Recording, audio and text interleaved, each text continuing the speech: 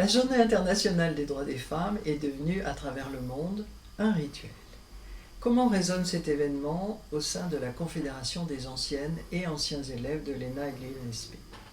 Ce vaste collectif, qui couvre 115 pays et fédère 45 associations, a décidé, lors de sa refondation récente en 2022, de mettre en place une mission pour l'égalité entre les femmes et les hommes. Cela correspondait, je crois, à une volonté de se moderniser et de se diversifier. Il est vrai que cela s'inscrivait aussi en droite ligne dans la tradition d'une école qui se voulait, dès sa création, ouverte aux femmes, ce qui n'était pas le cas en 1945 pour les autres grandes écoles. Pour le Conseil national de la résistance et pour le général de Gaulle, la féminisation du service public était un élément consubstantiel à la refondation démocratique de la France.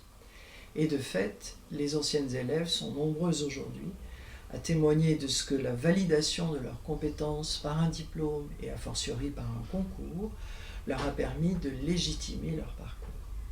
Pour autant, on le sait, les carrières ne sont pas égales et chaque pays a dû trouver, à sa façon, une formule contraignante ou incitative pour surmonter les stéréotypes de genre et faire progresser les choses.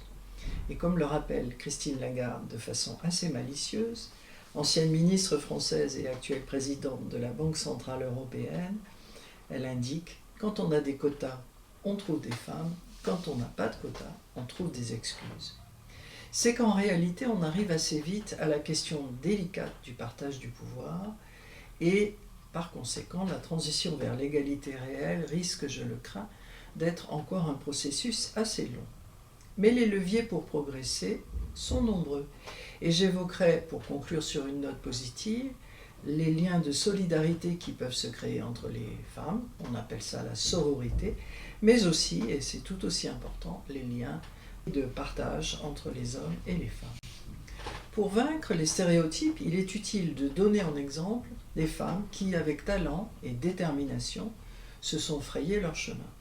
C'est l'objectif du Prix international des femmes de l'ENA et de l'INSP, qui est attribué aujourd'hui à Agathe Florence Lélé, candidate de l'association camerounaise, chaleureusement soutenue par le réseau Afrique et après décision du conseil d'administration de la Confédération des anciens de l'ENA et l'INSP.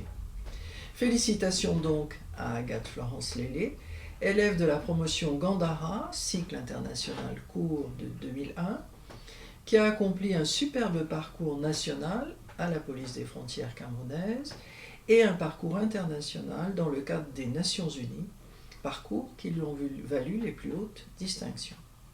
Et j'ai envie de reprendre pour conclure une formule que j'aime beaucoup et qui peut s'appliquer à ces femmes exemplaires qui sont depuis 2022 les lauréates de ce prix. Elles ne savaient pas que c'était impossible et elles l'ont fait. Je vous remercie et je vous souhaite de belles réjouissances autour de l'heureuse lauréate.